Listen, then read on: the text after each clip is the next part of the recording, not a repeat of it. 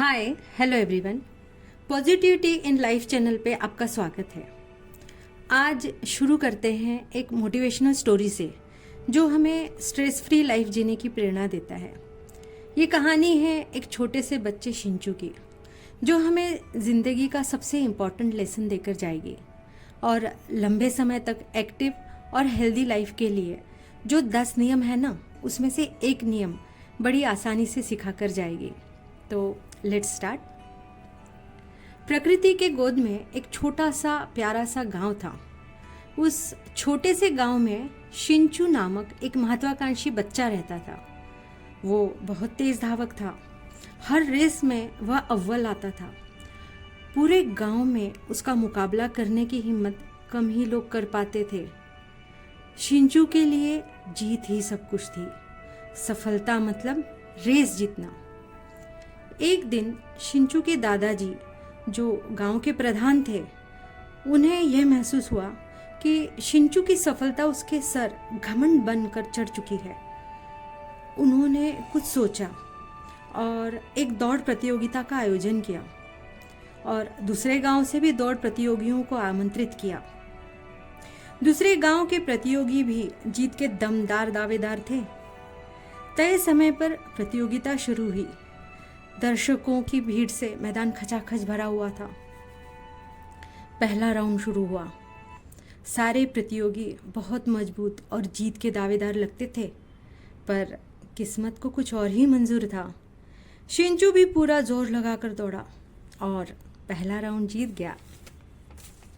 दर्शकों में खुशी और लहर दौड़ गई। दर्शक उत्साहित थे दूसरे राउंड के लिए। इस राउंड में सारे ही मजबूत और तेज खिलाड़ी थे, परंतु हमारा शिंचू मजबूत इरादों वाला था। इस बार भी वो पूरी ताकत और पूरा फोकस लगाकर दौड़ा। बचपन से आज तक जितना मोटिवेशन मिला था वो सब याद करके दौड़ा और फिनिश लाइन पे पहुंचा। तब उसने पाया कि वो जीत गया है। वह एक बार फिर विजयी हुआ है। दर्शकों में उत्साह और शिंचू के लिए प्रशंसा थी। तालियों की गड़गड़ाहट से फिर मैदान गूंज गया। ऐसे कांटे की टक्कर दर्शकों ने नहीं देखी थी। दर्शकों ने फिर डिमांड की, एक बार और, वंस मोर। शिंचू भी घमंड से फूला नहीं समा रहा था। ओवर कॉन्फिडेंस में कहने लगा, हाँ आ जाओ, मैं तैयार हूँ। तब तक दादाजी प्रकट हुए। उनके साथ 2 प्रतियोगी भी थे। एक बहुत दुबला पतला कमजोर बच्चा, लगभग शिंचू की उम्र का। एक अंधा बच्चा, वो भी शिंचू की उम्र का। भीड़ में खामोशी छा गई। ये कैसी प्रतियोगिता, लोग फुसफुसाए। दादाजी ने आज्ञा दी, प्रतियोगिता शुरू की जाए। प्रतियोगिता शुरू हुई। इस बार भी शिंचू पूरा जोर लगाकर दौड़ा। हर वक्त उसे ऐसा लग रहा था कि कोई उससे आगे ना निकल जाए, नहीं तो पिछले बार की मेहनत पर पानी फिर जाएगा। ये सोचकर उसकी हार्ट बीट और तेज हो गई। पसीने से तरबतर वह फिनिश लाइन तक पहुंचा तो उसने पाया कि वह इस बार भी पहले की तरह जीत गया है। परंतु दर्शकों में कोई उल्लास या खुशी नहीं थी। वे उसे खामोशी से देख रहे थे। और वे दोनों प्रतियोगी तो अभी भी स्टार्ट लाइन पर ही खड़े थे। उन बेचारों ने तो स्टार्ट भी नहीं किया था। शिंचू ने दादाजी से पूछा, लोग मेरी जीत से खुश क्यों नहीं हैं? दादाजी ने गंभीरता से कहा, दोबारा इस रेस को शुरू करो, परंतु इस बार तीनों साथ में ख़त्म करना। सुनकर शिंचू सोच में पड़ गया। फिर धीरे से जाकर उन दोनों प्रतियोगियों के बीच में खड़ा हो गया और उन दोनों का हाथ अपने हाथों में लेकर उनकी स्पीड से धीरे धीरे फिनिश लाइन पर बढ़ चला। जब वे तीनों फिनिश लाइन पर पहुंचे तब सारे दर्शकों ने दुगुने उत्साह से तालियां बजाई। तालियों की गड़गड़ाहट से मैदान गूंज गया। शिंचू ने आश्चर्य से दादाजी से पूछा, ये तालियां हम तीनों में से किसके लिए बजी हैं? दादाजी ने उस मासूम को आंखों में देखा। उसके कंधों पे हाथ रखते हुए कहा, तुमने इस रेस में इतना कुछ जीत लिया है जितना आज तक की हुई किसी रेस में नहीं जीता। इस रेस में जीतने वाले के लिए तालियां नहीं बजी है, बल्कि तुम्हारे भाईचारे की भावना के लिए बजी है। बेटा, पहली 2 रेस में तुम जब दौड़ रहे थे तब क्या लग रहा था तुम्हें कि ये राउंड जल्द खत्म हो जाए, मैं फिनिश लाइन पर पहुंच जाऊं। हर पल तनाव बढ़ रहा था ना? क्या इसी स्थिति में हम सारा जीवन बिता सकते हैं? हमारे शरीर को इस भावना ने कितना नुकसान पहुंचाया होगा। क्या जिंदगी में जीतना ही सब कुछ है? जीतने की भावना से भी कहीं ऊपर सहयोग, भाईचारे की भावना होती है। अगर हम सबसे ही जीतते चले जाएंगे बेटा, तो अपना कहने के लिए एक बचेगा कौन?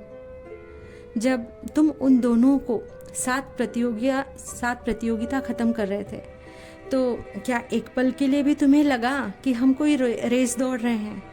क्या स्ट्रेस हुआ? क्या ऐसा लगा कि ये रेस कब खत्म होगी? दिल में एक सुकून था ना? दोस्तों, ओकिनावा आइसलैंड जो कि जापान में है, वहाँ के लोग इस तरह की पीसफुल रेस को ही एंजॉय करते हैं। उन्होंने इसे अपनी जीवन शैली में शामिल किया है। वहाँ सब एक दूसरे की मदद करते हैं। खेती में कोई किसान अगर पीछे रह जाता है ना, तो सब लोग मिलकर उसकी मदद करते हैं। तन से, मन से, धन से सब एक साथ फिनिश लाइन पर पहुँचते हैं। वहाँ फ्रेंडशिप का बहुत इम्पोर्टेंस है। जहाँ ऐसा सामाजिक सहयोग, वो प्रेम हो, वहाँ के लोगों की आयु तो बढ़ेगी ही ना। स्ट्रेस उनका क्या ही बिगाड़ पाएगा।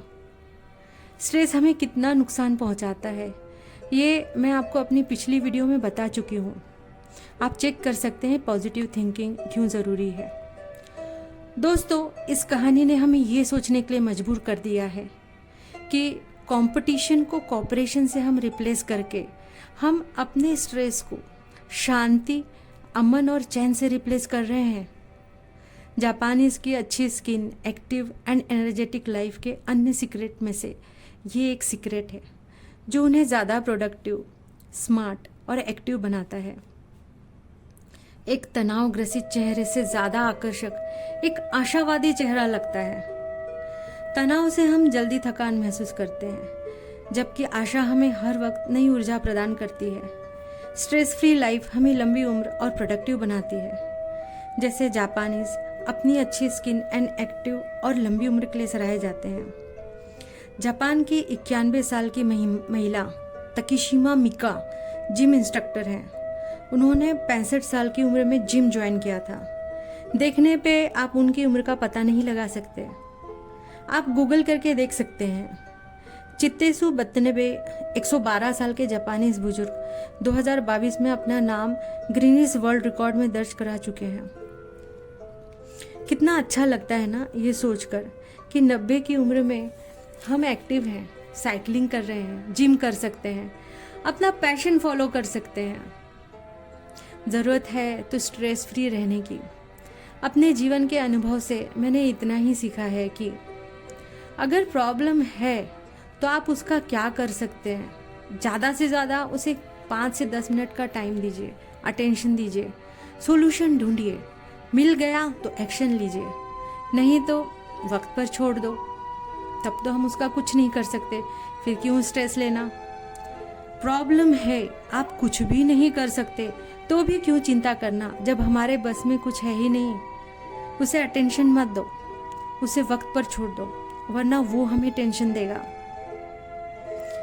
इसी के साथ मैं आप सबका बहुत बहुत धन्यवाद करती हूँ। मिलते हैं अगली वीडियो में। तब तक स्वस्थ रहें, मस्त रहें, व्यस्त रहें, गुनगुनाते और मुस्कुराते रहें, क्योंकि आप इस सृष्टि की श्रेष्ठ कृति हैं।